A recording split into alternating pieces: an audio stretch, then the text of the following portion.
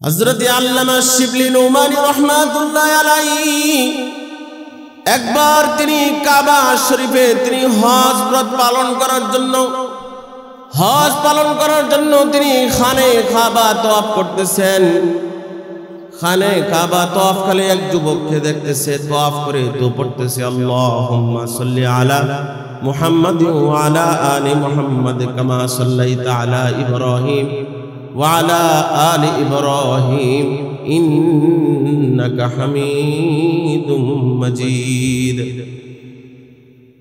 খানে কাবা তওয়াফ করার সময় বিভিন্ন রকমের দোয়া মাসুরা হাদিসের মধ্যে বর্ণিত আছে, বিভিন্ন রকমের দোয়া পড়ে। আপনার যারা জানে তারা দোয়া পড়ে, রব্বানা আতিনা ফিদ দুনিয়া হাসানাতাও ওয়া ফিল আখিরাতি হাসানাতাও ওয়া কিনা আযাবান নার। বিভিন্ন রকমের দোয়া পড়া এটা হলো সুন্নাত। খানে কাবা তওয়াফ করার সময় দোয়া কবুলের সময় কিন্তু আল্লামা শিবলি নুমানী রাহমাতুল্লাহ আলাইহি যখন তিনি ওই খানে কাবা যখন তিনি তওয়াফ করতেছেন, তওয়াফকালে একটা যুবককে দেখেন, ওই যুবক তওয়াফ করতেছেন, দরুদ শরীফ পাঠ করতেছে, আবার এই যুবককে ফলো করতেছে, তো আবার মসজিদে হারামে প্রবেশ করতেছে। একটা সময় দেখতেছে তো ওই দরুদ পরে আপনার প্রবেশ করতেছে, আবার মসজিদে হারাম থেকে বের হইতেছে, আবার দরুদ পাঠ করতেছে। খাবারের সময় খাবারের শুরুতে খাবারের দোয়া আছে, নবী করিম সাল্লাল্লাহু আলাইহি সাল্লাম কর্তৃক তো দরুদ পাঠ করতেছে, আবার খাবার শেষে দরুদ পাঠ করতেছে। আল্লামা শিবলি নুমানী রাহমাতুল্লাহ আলাইহির মনের ভিতরে একটা কিউরিওসিটি বা আগ্রহ জাগলো। ওই যুবক খাবার খাইতেছে, দরুদ পাঠ করতেছে, খানে কাবা তওয়াফ করতেছে, দরুদ পাঠ করতেছে। তো ওনার মনে আগ্রহ থাকলো, ওই যুবককে আমি জিজ্ঞাসা করলাম, একদিন আমি যুবককে ডাকলাম, ও যুবক তুমি আমার কাছে আসো।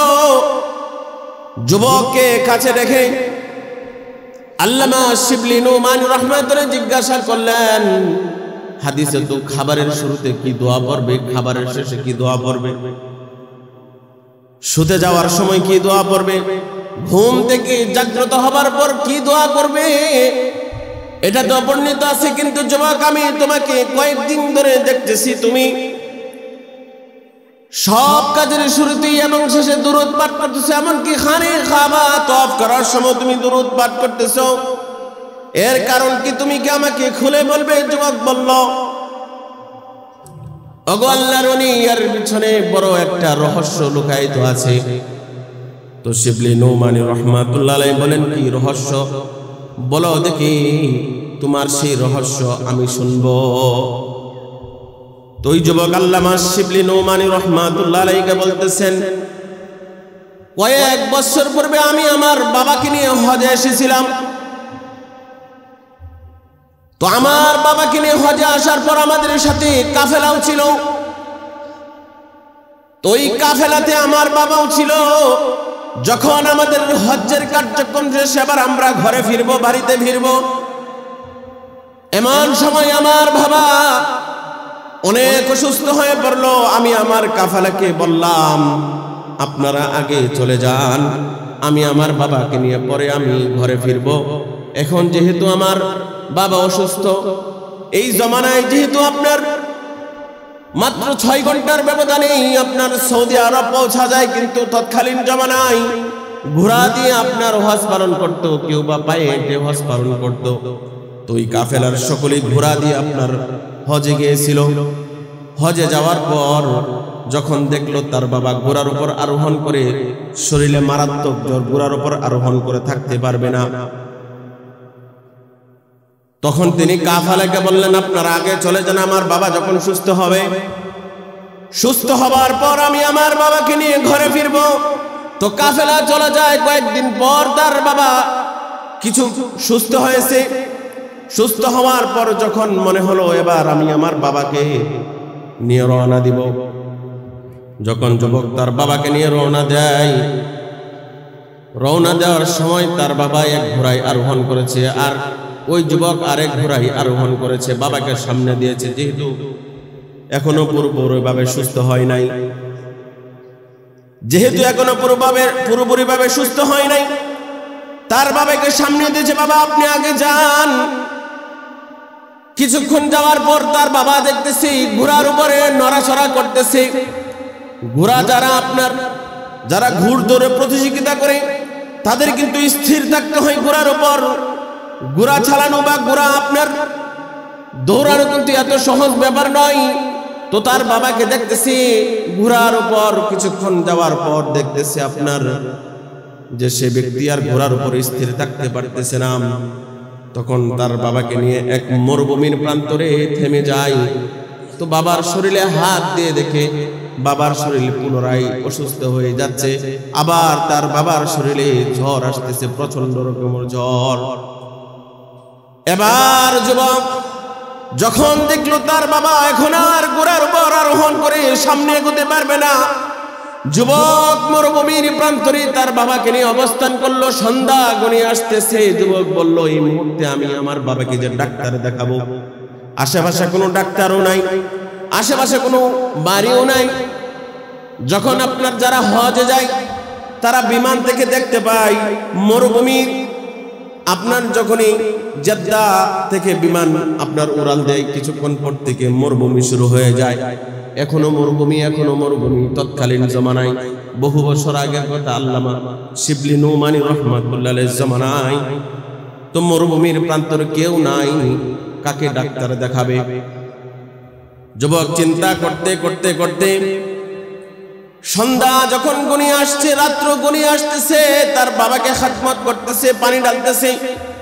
তার হাওদায় ব্যাগ তার সাথে যতটুকু পানি ছিল মাথায় পানি ঢাললো। মাথায় পানি ঢালার পর দেখতেছে আর জ্বর আরো বাড়তেছে। একটা সময় যখন রাত্র বেশি গনিয়ে আসছে, তার বাবার জবান বন্ধ হয়ে যায়। জবান বন্ধ হয়ে যাওয়ার পর ওই যুবক আরো চিন্তায় পড়ে গেল, না জানি আমার বাবাকে নিয়ে এখন আমি কোথায় যাব। তো চিন্তা করতে করতে একটা সময় দেখতেছে তার বাবার অসুস্থতা এত বাড়তেছে যে অসুস্থতা হইয়া একটা সময় ওই ব্যক্তি মরুভূমির প্রান্তরে আল্লাহ তাআলার ডাকে তিনি সাড়া দিয়ে ইন্তেকাল করে গিয়েছেন। তো যুবক আবার চিন্তায় পড়ে গেল, এখন আমি আমার বাবাকে কোথায় দাফন করব, কোথায় গোসল দেব? চিন্তা পড়ে গেলেন। চিন্তায় করতে করতে একটা সময় তার বাবার চেহারা দেখতেছি কালো কুৎসিত হয়ে যাইতেছে, এত কালো হয়ে যাচ্ছে যে দেখলে ভয় পাই। যুবক আরো চিন্তায় পড়ে গেল, হাই হাই, এইমাত্র বাবা হজ থেকে ফিরতেছে, কানে খাবা তওয়াফ করে ফিরতেছে। মানুষ বিভিন্ন রকমের মন্তব্য করবে, আমার বাবা এই মুহূর্তে যদি কেউ দেখে বলবে হজ থেকে ফিরে আসতেছে, চেহারা থাকবে উজ্জ্বল, কিন্তু এখন দেখা যাইতেছে চেহারা কালো কুৎসিত হয়ে গেছে, মানুষ দেখে ভয় পাবে। তো যুবক চিন্তায় পড়ে গেল, আবার আল্লাহর কাছে কান্নাকাটি করলো, নামাজ আদায় করে কান্না করতেছে, হায় আল্লাহ, আমি আমার বাবাকে এই মুহূর্তে আমি কোথায় নিয়ে যাব? তো কান্না করতে করতে, নামাজ পড়ে কান্না করতে করতে ওই যুবক ঘুমিয়ে যায়। ঘুমিয়ে তিনি স্বপ্নে দেখলেন এক আল্লাহর ওলি, সাদা ধবধবে পোশাক পরা, এক আল্লাহর ওলি, সাদা ধবধবে পোশাক পরা, পাগড়ি পরিহিত, চাদর আবৃত ব্যক্তি ও তার বাবার কাছে আসলেন। তার বাবার কাছে এসে তার বাবার ওই কালো কুৎসিত চেহারাটাকে স্পর্শ করে দিলেন। স্পর্শ করে দেওয়ার পর তার চেহারাটা এত সুন্দর হয়ে গেল, এত সুন্দর হয়ে গেল। যুবক স্বপ্নের মধ্যেই দেখতেছে। স্বপ্নের মধ্যে দেখার পর যখন পিছন দিক থেকে দেখলো ওই আল্লাহর ওলিকে, পিছন দিক থেকে দেখার পর আবার তিনি যখন চেহারা স্পর্শ করে চলে যাইতেছেন, ওই যুবক স্বপ্নের ভিতরেই ওই আল্লাহর ওলির পায়ে একদম পায়ে ধরে অনুরোধ করতে থাকলো, গো আল্লাহর ওলি, আপনি কে? এই বিপদের মুহূর্তে আমার বাবার চেহারা যেখানে কালো কুৎসিত হয়ে যাইতেছে, এই সময় আপনি আমার বাবার চেহারাকে স্পর্শ করে দেওয়ার কারণে আমার বাবার চেহারাটা পূর্ণিমা চাঁদের নেই উজ্জ্বল হয়ে গেল, আপনি কে? তখন ওই আল্লাহর ওলি উত্তর দিল, আমি হলাম সরওয়ারে দু জাহান, আকায়ে নামদার তাজদারে মদিনা, জনাবে হযরত আহমদ মুজতবা মুহাম্মদ মুস্তাফা রাসূলুল্লাহ সাল্লাল্লাহু আলাইহি সাল্লাতু ওয়াসসালাম। তিনি তার পরিচয় দিলেন। তো যুবক অবাক হয়ে গেল, অবাক হয়ে জিজ্ঞাসা করতেছেন যে আমার বাবা এমন কি আমল করলেন ইয়া রাসূলুল্লাহ, যে আমলের কারণে আপনি মরুভূমির প্রান্তরে এসে রওজায়ে আতহার থেকে আপনি জাগ্রত হয়ে আমার বাবার চেহারাকে পূর্ণিমার চাঁদের ন্যায় উজ্জ্বল করে দিলেন। ঘটনা সংক্ষেপ করতেছি। তো আল্লাহর রাসূল সাল্লাল্লাহু আলাইহি সাল্লাম উত্তর দিলেন যে তোমার বাবা দুনিয়ার বুকে যদিও গুনাহ করত, ফেরেশতারা আমার কাছে অভিযোগ করেছে, কিন্তু আমার কাছে যে সমস্ত বান্দা আমার উম্মতগণ আমার উপর দুরূদ পাঠ করে, একদল ফেরেশতা আছে যারা আমার উপর দুরূদ পাঠ করে প্রতিদিন নিয়মিত, তারা আমার কাছে দুরূদকে উপস্থাপনা করা কে কতবার বলল। তোমার বাবার গুনাহের কারণে দুনিয়ার বুকে যে গুনাহ করেছিল, এই গুনাহের কারণে তার চেহারা কালো কুৎসিত হয়ে গিয়েছিল, কিন্তু আজকে যখন বিকাল বেলায় তোমার বাবার আমার কাছে আমলনামা ফেরেশতারা উপস্থিত করলো, আমি তোমার বাবার নামে দেখি কোনো দুরূদ নাই।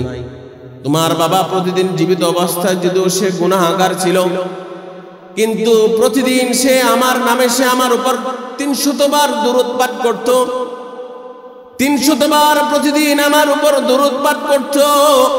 কিন্তু আজকে যখন আমি দেখলাম তোমার বাবার আমলনামা শূন্য, আমি ফেরেশতাকে জিজ্ঞাসা করলাম, ও আমার ফেরেশতারা, আমার ওই মজনু, আমার ওই আশেক, আজকে তার আমলনামা শূন্য কেন? তখন ফেরেশতা আমার কাছে উত্তর দিল, আপনার অমুক বান্দা, আপনার অমুক উম্মত বা মজনু, আপনার অমুক আশেক ওই মরুভূমির প্রান্তরে আজকে সে ইন্তিকাল ফরমাইছেন, যার কারণে তার আমলনামায় আজকে 300 বারের দুরূদের আমলনামা লেখা হয় নাই। তখন আল্লাহ রাসূল সাল্লাল্লাহু আলাইহি সাল্লাম বললেন, যেই মজনু এবং আশেক আমার উপর প্রতিদিন 300 বার দুরূদ পাঠ করত, 300 বার দুরূদ পাঠ করত, আজকে তার আমলনামা যখন আমি শূন্য দেখলাম, আমি ফেরেশতাকে জিজ্ঞাসা করলাম, সে মৃত্যুবরণ করেছে, মরুভূমির প্রান্তরে জানাজা দেওয়ার লোক নাই, গোসল দেওয়ার লোক নাই, কোথায় দাফন করবে তা সেই সমস্ত লোকও নাই। তখন আমি আল্লাহর রাসূল আমার সেই আশিকের কারণে রওজায়ে আতহার থেকে আমি উঠে আমি আমার সেই উম্মতের চেহারাকে, আমি আমার সেই আশিকের চেহারাকে আমি স্পর্শ করে তার চেহারাকে নূরে নূরান্বিত করে দিলাম। এই জন্য দুরূদের অনেক ফজিলত আছে। এই জন্য উঠতে বসতে যখনই আমরা সময় পাবো দুরূদ পাঠ করব। মুহতারাম হাজরিন, শুরু করার আগে যেহেতু সিগন্যাল আসলো, আমি সূরাতুল আসর পাঠ করেছিলাম আপনাদের সম্মুখে। ছোট্ট সূরা, কুরআনুল কারীমের সবচাইতে ছোট্ট সূরা, এবং আল্লাহ রাসূল সাল্লাল্লাহু আলাইহি সাল্লামের অসংখ্য হাদিস সমূহ থেকে একটি হাদিস পাঠ করেছি। তো আল্লাহ পাক রব্বুল আলামিন সেই সূরায় তিনি সময়ের কসম খেয়েছেন। আল্লাহ পাক রব্বুল আলামিন বলেন, ওয়াল আসর, সময়ের কসম, কালের কসম, ইন্নাল ইনসানা লাফি খুসর, সময়ের কসম, কালের কসম, নিশ্চয়ই সমস্ত মানুষ ক্ষতিগ্রস্তের মধ্যে আছে। ইন্নাল ইনসানা লাফি খুসর, নিশ্চয়ই সমস্ত মানুষ ক্ষতিগ্রস্তের মধ্যে আছে। কিভাবে ক্ষতিগ্রস্তের মধ্যে আছে? আল্লাহ পাক রব্বুল আলামিন আমাদেরকে নির্ধারিত একটি হায়াত দান করেছেন, কারোবার 60 বছরের, কারোবার 70 বছরের, কারোবার 80 বছরের। তো আমাদের 60 বছরের জিন্দেগি হলো আমাদের মূলধন। এই মূলধন আল্লাহ পাক রব্বুল আলামিনের হায়াত দিয়ে আল্লাহ পাক রব্বুল আলামিন আমাদের সাথে ব্যবসা করতেছেন। কিসের ব্যবসা করতেছেন? আল্লাহ আমাদের সাথে জান্নাতের ব্যবসা করতেছেন। ইন্নাল্লাহা আশতারা মিনাল মুমিনিনা আনফুসাহুম ওয়া আমওয়ালাহুম বিআন্না ইন্না লাহুমুল জান্নাহ। আল্লাহ পাক রব্বুল আলামিন বলেন নিশ্চয়ই আল্লাহ পাক রব্বুল আলামিন মুমিনের জান মাল সব কিছু খরিদ করে নিয়েছেন।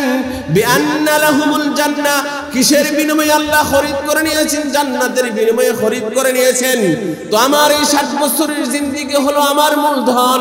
এই 60 বছর জিন্দেগি থেকে যখন আমার একদিন অতিবাহিত হয়ে যাইতেছে, একদিন অতিবাহিত হয়ে যাইতেছে, তো 60 বছর থেকে এবার আমার একদিন কম। আমার 60 বছর জিন্দেগি থেকে যখন 2 দিন কমে যাবে, তো এই ক্ষেত্রে আপনার সমস্ত মানুষই যখন হায়াত আমার মূলধন কমতেছে, এই দিক থেকে সমস্ত মানুষই কিন্তু ক্ষতিগ্রস্তের মধ্যে আছে।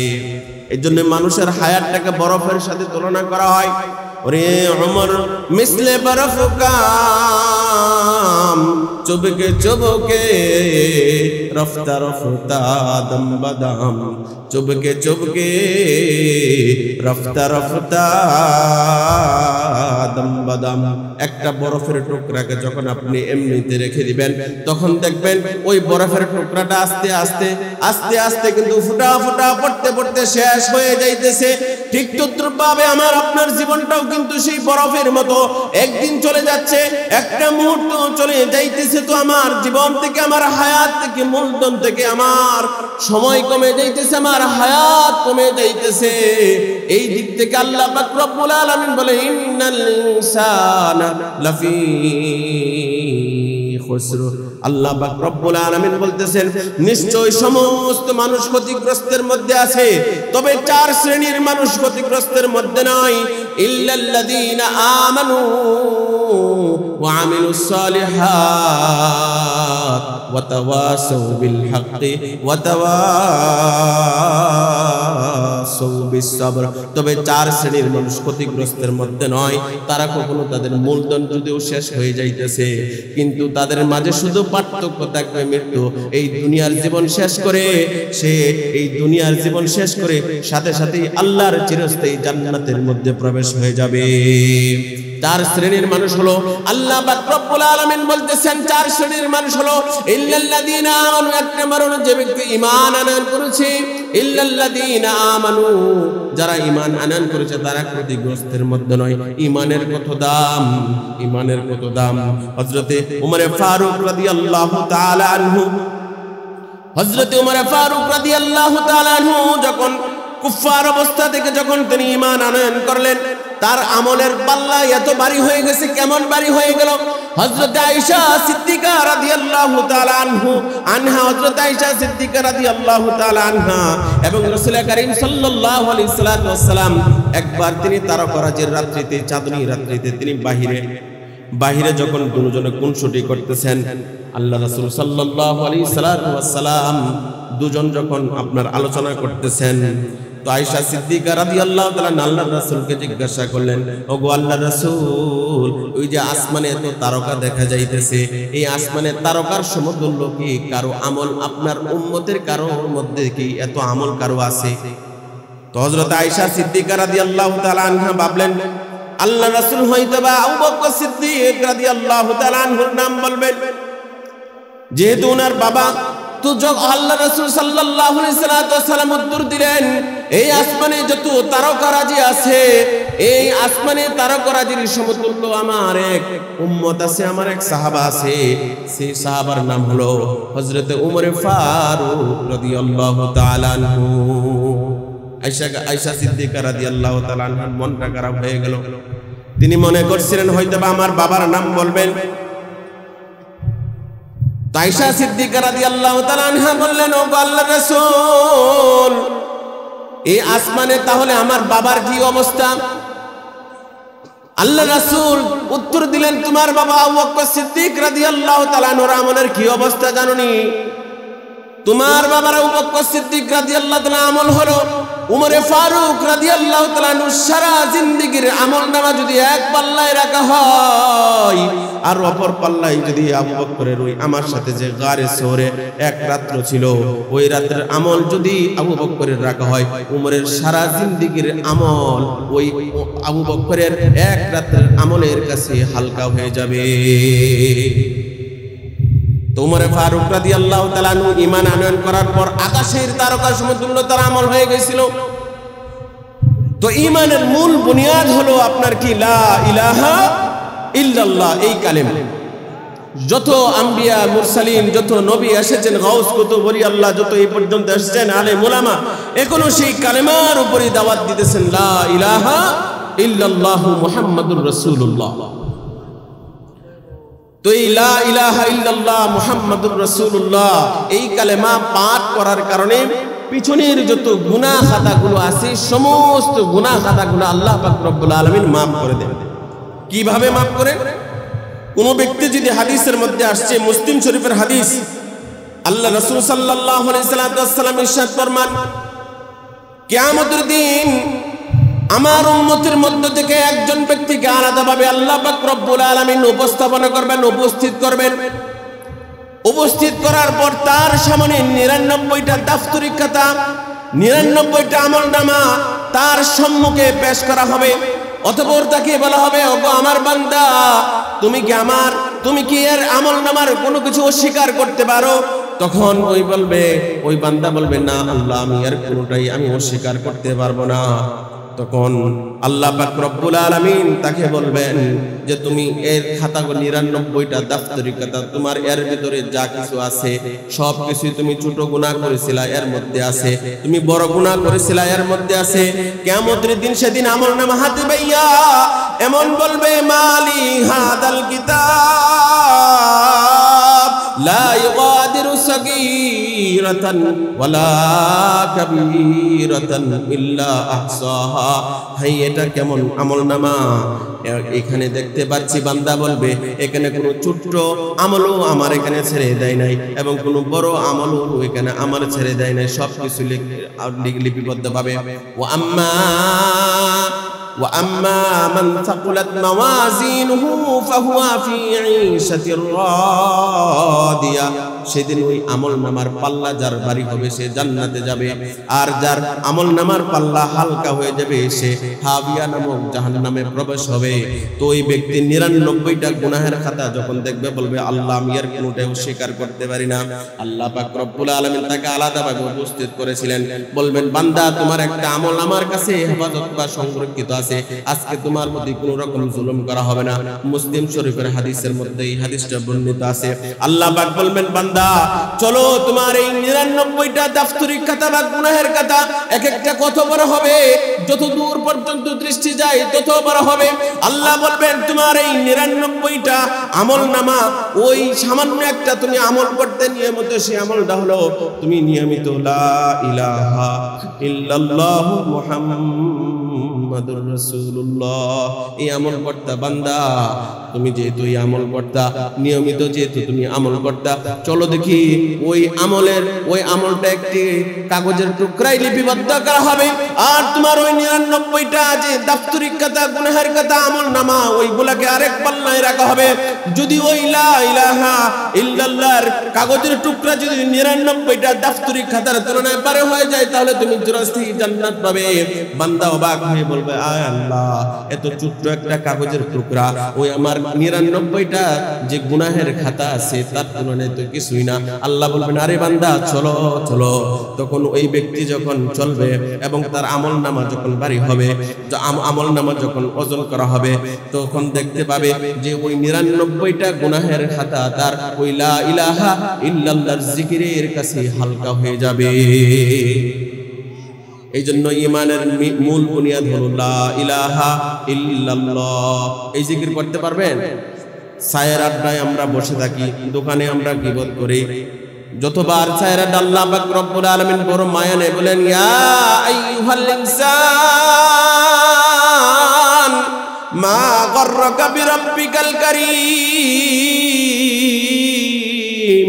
আল্লাহ এত সুন্দর করে আমাকে আপনাকে সৃষ্টি করেছেন, আবার সৃষ্টি করে আবার আল্লাহ আমাকে আপনাকে মায়া নিয়ে ডাকবেন, ওগো আমার মানব, ও আমার বান্দাগণ, ইয়া আইয়ুহাল ইনসান, ওগো আমার মানব সকল, মা গররাকা বিরাব্বিকাল কারীম। আমি রবের ব্যাপারে, আমি পালনেওয়ালা রবের ব্যাপারে কিসে তোমাকে ধোঁকায় ফেলালো?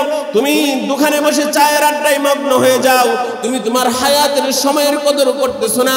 তুমি কেন তোমার জবান দিয়ে আমার আমার জিকির করুন লা ইলাহা ইল্লাল্লাহ লা ইলাহা ইল্লাল্লাহ।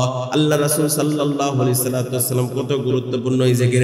আল্লাহ রাসূল সাল্লাল্লাহু আলাইহি সাল্লাম সাহাবায়ে কেরাম রিদওয়ানুল্লাহি তাআলা আলাইহিম আজমাইনদেরকে বলতেন ইয়া সাহাবী জাদ্দিদু ঈমানাকুম। আল্লাহ রাসূল সাহাবাদেরকে বলতেন যারা এত কাছে থেকে রাসূলকে দেখেছেন, রাসূলের উপর ওহী অবতীর্ণ হয়েছে দেখেছেন, তো আল্লাহ রাসূল সাল্লাল্লাহু আলাইহি সাল্লাম সাহাবাদেরকে বলতেছেন ওগো আমার সাহাবারা তোমরা তোমাদের ঈমানকে নবায়ন করো।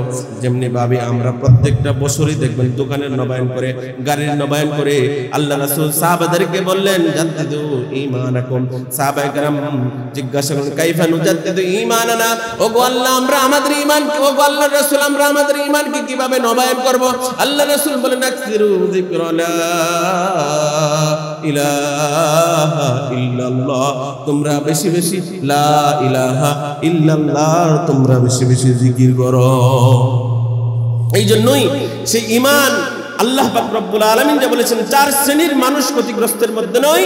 এক নাম্বার হলো ঈমানদার মুমিন, যে ঈমানদার মনে প্রাণে বিশ্বাস করে লা ইলাহা ইল্লাল্লাহু মুহাম্মাদুর রাসূলুল্লাহ এই কালেমা পাক করেছে। দ্বিতীয় নম্বরে ব্যক্তি হলো যে চার শ্রেণীর দ্বিতীয় নম্বরে ব্যক্তি হলো ওয়ামিলুস সলিহাত, যারা সৎকর্ম আঞ্জাম দেয়, যারা ভালো কাজ করে, মন্দ কাজকে যারা পরিত্যাগ করে। যেহেতু সময় অল্প এইগুলা পরিত্যাগ করতেছি ইনশাআল্লাহ, আলোচনা দীর্ঘায়িত না করে তৃতীয় নম্বরে ব্যক্তি হলো ওয়াতাওয়াসাউ বিল হাক্কি, এবং যারা কি করে পরস্পরকে সত্য আপনার কি করে ওয়াতাওয়াসাউ বিল হাক্কি সত্যের উপদেশ দেয়, সত্যের উপদেশ দেয়। আপনার কি চার শ্রেণীর মধ্যে এক আপনার দুই শ্রেণীকে ব্যক্তিগত আমল, নিজে ব্যক্তিগত আমল যে আমি আমার ঈমানকে খাঁটি করব, আমি আমার ঈমানকে মজবুত করব। আর দুইটা আমল হলো আপনার কি আমার পরিবার, সমাজ, আমার রাষ্ট্র ইত্যাদিকে নিয়ে। আর হলো দুইটা আমল, সেটা হলো ওয়াতাওয়াসাউ বিল হাক্কি, আপনার কি করে অন্যকে সৎ কাজের আদেশ দেয়, অন্যকেও আপনার সদুপদেশ দেয়। ওয়াতাওয়াসাউ বিস সবরি, এবং কি করে সে ধৈর্য ধারণের উপদেশ দেয়। আল্লাহ রাসূল সাল্লাল্লাহু আলাইহি সাল্লাম জিবরাইল আমিনকে বললেন কোন ব্যক্তি আপনার ব্যক্তিগত আমলেই আল্লাহ পাক রব্বুল আলামিন, কিন্তু ব্যক্তিগত আমল যে আল্লাহ সন্তুষ্ট নয়, যদি আমার পরিবার নিয়ে, যদি আমার সমাজ নিয়ে, যদি আমার রাষ্ট্র নিয়ে যদি আমি চিন্তা ভাবনা না করি, তাহলে শুধু ব্যক্তিগত আমলই আল্লাহর কাছে গৃহীত নয়। আল্লাহ রাসূল সাল্লাল্লাহু আলাইহি সাল্লাম হযরত জিবরাইল আমিনকে একবার বললেন ওগো জিবরাইল, আল্লাহ পাক রব্বুল আলামিন জিবরাইল আমিনকে বললেন ওগো জিবরাইল অমুক অঞ্চলটাকে তুমি একদম ধ্বংস করে দাও। তো জিবরাইল আমিন ওই অঞ্চলে গিয়ে আগে তথ্য নিলেন, যেরকম ভাবে আমাদের কারো পাসপোর্ট করতে গেলে পুলিশ হিসাব ভেরিফিকেশনের জন্য তথ্য নেই। তো জিবরাইল আমিন ওই এলাকায় এসে তথ্য নিলেন। তথ্য নিয়ে দেখেন এক ব্যক্তি, আল্লাহওয়ালা এক ব্যক্তি, তার বাম কাঁধের ফেরেশতা এখনো তার গুনাহ লেখাই শুরু করে নাই, এত আমল করতেছে, কিন্তু বাকি যারা আছে সমস্ত মানুষ গুনাহের মধ্যে লিপ্ত।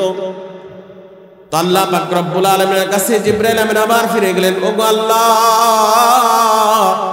আপনি যেই অঞ্চলটাকে ধ্বংস করে দিতে বললেন, ওই অঞ্চলে একজন ব্যক্তি আছে যে আজ পর্যন্ত গুনাহ করে নাই। আল্লাহ, অমুক ব্যক্তিকে রেখে আমি কিভাবে ওই অঞ্চলটাকে ধ্বংস করে দিব? আল্লাহ পাক রব্বুল আলামিন বললেন যে ওই ব্যক্তি শুধু নিজের বুঝটাই বুঝলো, আর কারোকে এই কালেমার দাওয়াত নিয়ে, এই কালেমার দাওয়াত নিয়ে, এই কালেমার হাকিকত নিয়ে আর কারো ধারে যাই নাই। যেহেতু সে নিজের স্বার্থপরের মতো আমল করেছে, আর কারো কাছে যাই নাই। যাও তুমি ওই অঞ্চলের সবাইকে ওই নেক ব্যক্তি সহ, যে ব্যক্তি আল্লাহ বলেছিল ওই ব্যক্তি সহ তুমি ধ্বংস করে দাও। এই জন্যই শুধু নিজে আমল করলে চলবে না, অন্যকেও সেই আমলের দাওয়াত দিতে হবে। ওয়াতাওয়াসাউ বিল হাক্কি, সত্যের উপদেশ দিতে হবে। আজকে সত্য কথা বললে তো বিভিন্ন রকমের যাই ঝামেলা আমাদের মধ্যে আসে। অনেকেই সত্য কথা বলে না, কেডা যায় এত ঝামেলা। এই জন্যই শুধু একা আমল করলে চলবে না, যত ঝড় ঝাপটা এসব, আমার রাসূল যদি এত ঝড় ঝাপটা ইত্যাদি সত্য করে যদি এই আজ পর্যন্ত ইসলামকে আমাদের পর্যন্ত পৌঁছে দিতে পারেন, তাহলে আমি তার উম্মত হইয়া যদি আমি আমার ঈমানকে শুধু খাঁটি করে শুধু চলবে না, আমি তার উম্মত হইয়া আমাকেও সৎ কাজের আদেশ দিতে হবে, অসৎ কাজ থেকে নিষেধ করতে হবে। জুলুম, অত্যাচার, নিপীড়ন যত কিছুই আমার উপর আসুক না কেন সব কিছু সহ্য করেই দিনের পথে বলিয়ান হয়ে দিনের পথে আপনার কি কণ্ঠস্বরকে আপনার উঁচু করে এই আল্লাহু আকবরের ধ্বনি এবং ওই দিনের দাওয়াত আমার মানুষের কাছে পৌঁছে দিতে হবে। এই জন্য মোহতারাম হাজরিন, সময় স্বল্পতা, মাত্র 10 মিনিটের সিগন্যাল দিয়েছিল, সেখানে 20 মিনিট চলে গিয়েছে। হাদিসের ভিতরে যাইতে পারলাম না। আল্লাহ পাক রব্বুল আলামিন যে কথাগুলো বলেছে, আমলের যে দুরুদের একটা আমল, এর ভিতরেই কথার মধ্যে একটা চলে আসছে দুরুদের আমল আর লা ইলাহা ইল্লাল্লাহ জিকিরের আমল। আমি নিজে আমল করি, অন্যকে আমলের দাওয়াত দেই। আল্লাহ আমাকে, আপনাকে, আমাদের সকলকে দুরুদের আমল, লা ইলাহা ইল্লাল্লাহর আমল এবং অন্যকে দাওয়াত দেওয়ার সকলকে তৌফিক দান করুন। আমিন। ওয়া আখিরু দাওয়ানা আলহামদুলিল্লাহি রাব্বিল আলামিন।